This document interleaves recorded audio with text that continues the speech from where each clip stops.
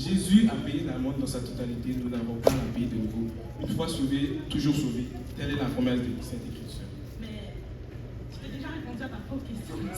C'est justement ça qu'on essaie d'expliquer la semaine passée, Sam. Et j'ai même trouvé un verset pour toi. Regarde Éphésiens 2, versets 8 à 9. Ça dit, c'est par la grâce que vous êtes sauvés, par le moyen de la foi. Et cela ne vient pas de vous, c'est le don de Dieu. Ce n'est point par les œuvres afin que personne se glorifie. Ouais, c'est bon, mais est-ce que tu as lu le verset juste après? Au verset 10, ça nous dit car nous sommes son ouvrage et a été créés en Jésus-Christ pour de bonnes œuvres que Dieu a préparées d'avance afin que nous les pratiquions. Tu vois le dernier mot, pratiquions. Ouais, mais... C'est impossible d'y arriver par nos propres œuvres. C'est justement pour ça que Jésus est venu. Parce que nous ne pouvons pas par nos propres moyens. Regarde, voilà, tu vois Israël dans le désert. Ils ont marché pendant 40 ans parce qu'ils n'arrivaient pas à observer la loi. C'est pour ça que Jésus il est venu et maintenant nous sommes sous la grâce. Tu comprends? Regarde, check Jacques 2,10. Car quiconque observe toute la loi, mais pêche contre un seul commandement, devient coupable de tous. Est-ce que tu es capable de tout pratiquer des lois, mon petit Samy? Je dis pas ça, mais regarde, toi aussi, il faut que tu lises encore le verset juste après. Dans le même Jacques 2, verset 14 à 18, ça nous dit car mes frères, que sert-il à quelqu'un d'avoir la foi s'il n'a pas les œuvres? La foi peut-elle le sauver? Puis après ça, plus tard dans le verset 18, ça nous dit que la foi sans les œuvres, elle est morte. Tu vois, je dis pas que c'est pas la grâce qui nous sauve, mais sans nos œuvres, comment est-ce que je fais pour prouver ma foi? Justement, t'as rien capté. Tu veux prouver quoi à qui? C'est ça. Le sacrifice de Jésus est complet et entier. Et c'est tellement prétentieux de penser que par tes œuvres, tu peux t'assurer ton salut, de ton salut. Calme-toi. Seul le sacrifice de Jésus suffit. Calme-toi. Je dis pas que le jour où je respecte pas les 613 lois de la Bible, que je vais aller en enfer. Il y a une différence entre avoir l'assurance et la sécurité de ton salut.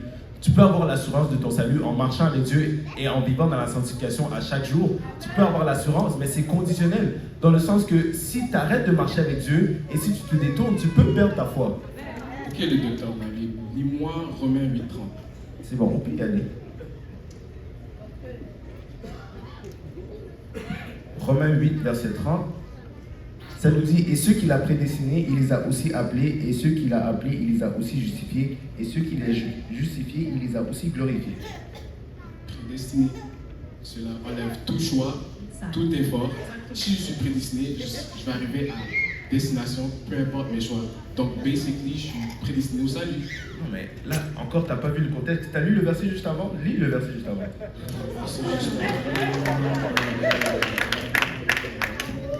Ok. Car ceux qu'il a connus d'avance, il les a aussi prédestinés à être semblables à l'image de son Fils, afin que son Fils fût le premier-né entre plusieurs frères. Tu vois? Je vois quoi? T'as rien expliqué, mon gars. Quoi? Regarde, en premier, on est appelé, comme dans Matthieu 11, verset 28, venez à moi vous tous. Et après, ceux qui répondent à l'appel sont justifiés par le salut. Et après ça, ceux qui sont justifiés par le salut sont ensuite glorifiés lors du jour de l'enlèvement aujourd'hui. Tu vois, on est prédestiné à le ressembler. C'est pas la décision de qui est sauvé et qui n'est pas sauvé qui est prédestiné. C'est notre image qui est prédestinée, comme on l'a vu au verset 29. Allez, pour rien. Vous pouvez vous moquer de moi comme vous voulez, la Bible est tellement claire à ce sujet. On est clairement destiné au ciel. Alors qu'est-ce que tu fais de Timothée 4,6 qui dit qu'après avoir combattu le bon combat, c'est là qu'on est sauvé? Oui. Ou bien dans Hébreu, est-ce que tu as vu le verset qui dit qu'on doit rechercher la paix et la sanctification sans lesquelles? Ou dans Hébreu, où est-ce qu'il cite tous les Laisse-la gestes de la parler, foi? laisse-la parler. Toi, tu penses que toi, tu vas être sauvé par tes œuvres. Genre, tu penses que ça marche comme ça? Toi là, t'es le genre de chrétien qui va déformer le salut par la grâce pour le salut par les œuvres. Et ta fausse doctrine va séduire tellement de gens. C'est pas biblique, il n'y a pas de discernement dans ça. C'est pas un salut par les œuvres, mais pour les œuvres. Pour les œuvres? Parce que c'est après que tu es sauvé. Et Sam. Lis Tite 3, verset 5. Hein? On peut y aller.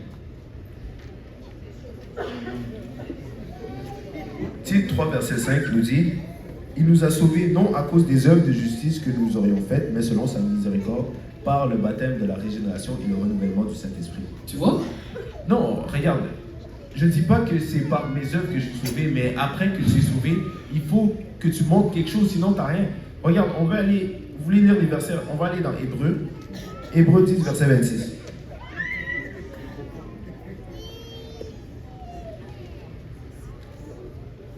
On attend, hein? Oui, on attend. Chaque chose en son temps. Hébreux 10, verset 26 nous dit « Car si nous péchons volontairement, après avoir reçu la connaissance de la vérité, il ne reste plus de sacrifice pour le péché. » Tu vois, après que tu as reçu la connaissance de la vérité et que tu es sauvé, si tu ne changes pas, après, tu n'as rien.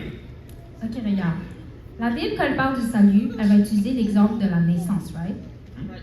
Maintenant, quand tu es sauvé, on dit que tu es né de nouveau. Maintenant, après la naissance, est-ce que tu peux changer tes parents? Non. Mes parents vont toujours être mes parents, vice-versa. Alors, la parabole du fils prodigue existe juste pas. Non, mais Pas la même parce chose. que toi, t'as cru, toi, genre, tu crois que t'es meilleur que nous, t'as cru, toi, tu vas être sauvé par tes œufs, en mode, genre, tu penses que ça marche comme ça, quoi. Ah, bon, T'as cru que ça marche comme ça? Je te promets, à certains chrétiens, ils pensent juste. Regarde l'exemple. Les pires des chrétiens. Il y a d'autres chrétiens qui lisent juste pas. Oh, Qu'est-ce que tu dis? Qu'est-ce que tu On n'est pas dis? de Bible. T'as dit Ok, je pense que c'est assez pour aujourd'hui. Abonnez-vous pour la prochaine épisode. Non, arrête. C'est pas comme ça que ça fonctionne. Le verset après. Il y a sur certains sujets, on peut avoir des diversités d'opinions et se débattre, mais quand ça vient au salut, il n'y a pas de place à l'opinion. Ok, mais si tu continues comme ça, tu vas perdre l'opportunité de continuer de parler de Dieu sur cette plateforme. Et c'est pas ça le but. Mais je préfère dire la vérité au lieu de mélanger les gens qui vont entendre l'évangile pour la première fois. La parole de Dieu nous dit même que dans les derniers jours, il y aura des docteurs qui vont juste plaire à la conscience des gens. Mais c'est pas ça notre but. Des fois, tu dois être sage. Même Paul a dit dans 1 Corinthiens 9 qu'il était faible avec les faibles et qu'il était juif avec les juifs. Exactement. En fait, c'est une question d'image. Il faut que tu es capable de t'assimiler à un moment donné pour les gagner. Je vous dis, vous avez vu le podcast, mais vous ne lisez pas votre Bible non plus. Vous prenez et la situation et le verset hors contexte. Paul ne parle pas du salut ici. Quand ça vient au salut, on ne peut pas faire de compromis. Vraiment, toi là, t'es trop têtu là. Il faut que tu apprennes à avoir une vue d'ensemble, une vue globale. Tu vois, quand on essaie de gagner les hommes, mais toi, on dirait que tu veux les éloigner. Déjà que Dieu t'a donné une belle opportunité d'être sur cette plateforme. Va à ta place, j'aurais honte. Vraiment. Voilà, de tous mes amis, vraiment, vous les gars, on va à l'église ensemble, on s'assoit dans le même banc, on fait les louanges ensemble, mais c'est ça que vous faites. Vous n'êtes pas sérieux, vraiment. Que les Seigneur vous bénisse. Vraiment, on va prier que Dieu te donne du discernement. Vraiment, sagesse, c'est Plus de notes pour la prochaine fois, comme ça, ça finit vraiment en désordre. Je suis vraiment désolé pour ça. Samuel, Justement, c'est un sujet de salut, donc moi je suis confiant qu'on doit être sur la même page. Justement, Samuel, on n'est même pas dans la même page, peut-être même pas dans le même livre. Mais c'est pour ça que j'ai apporté la Bible, non? L'important c'est d'apporter la vérité. C'est pour ça que j'ai pris des versets bibliques. Même toi, tu as vu genre un impact de ton discours. Ouais, je sais, mais l'important c'est vraiment qu'on soit tous sur la même page. C'est un sujet de salut. Il faut faire attention, il ne faut pas que les gens aillent n'importe où.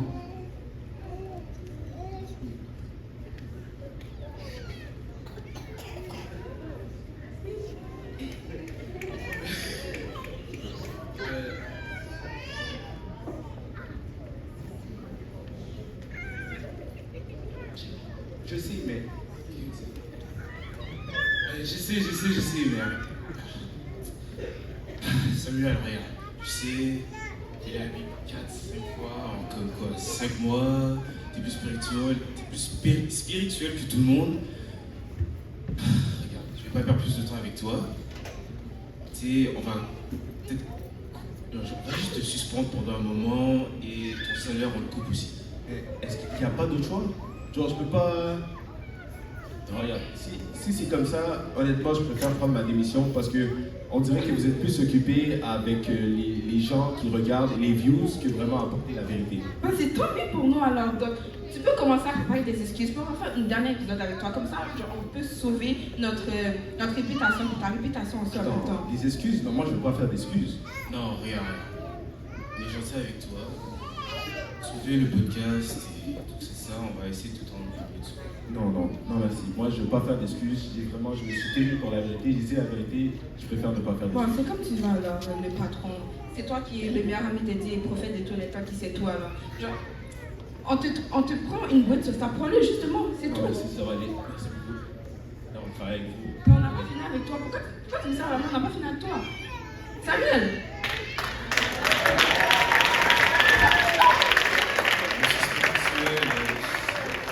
Oh, ma commère, comment tu vas? sais, les choses sont pas faciles, mais il est là.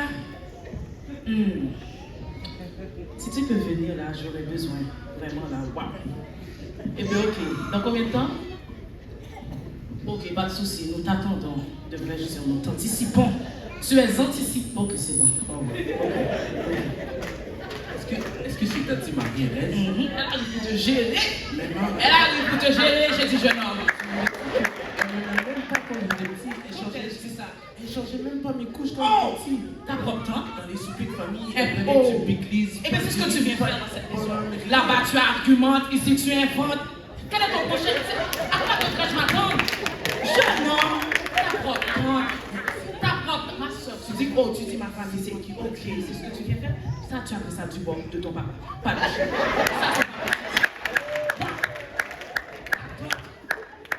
ta tante. Ta propre tante est là pour toi. Mesdames, s'il vous plaît, allez ouvrir la porte.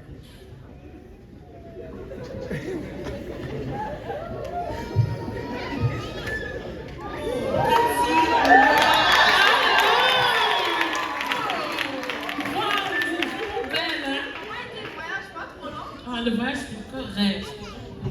Vous voyez, je suis partie d'un pays chaud. Mais quand j'arrive au Canada, là, vraiment. Bonjour, Tati. Voilà notre super-héros de la foi. Attendez, j'ai un cadeau pour vous. Oh, je te dis, hein, celui-là, il doit de tout gâter. Toujours.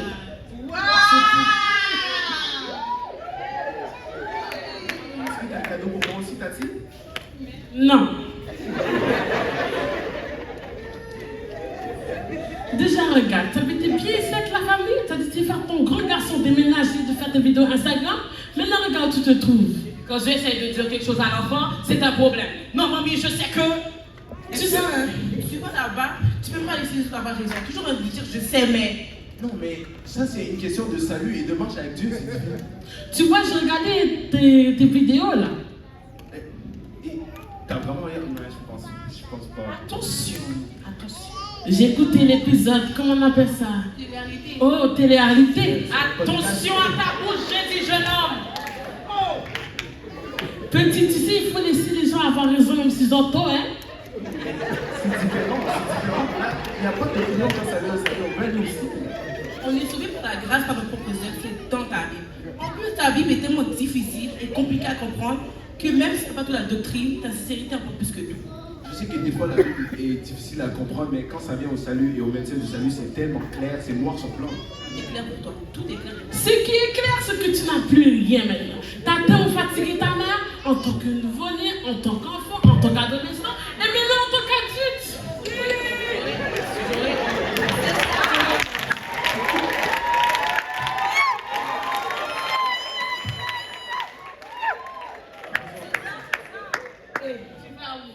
Les choses sont supposées se transporter seul dans ta chambre, ou bien tu as une autre doctrine. Mamie Philippe, c'était important dans la Bible, ça veut dire que, je pense que, Attends. je sais que. Comment tu parles comme s'il y aura juste toi et Dieu au ciel? Ça, c'est fréquent, hein? Ma soeur. Comment tu parles comme si...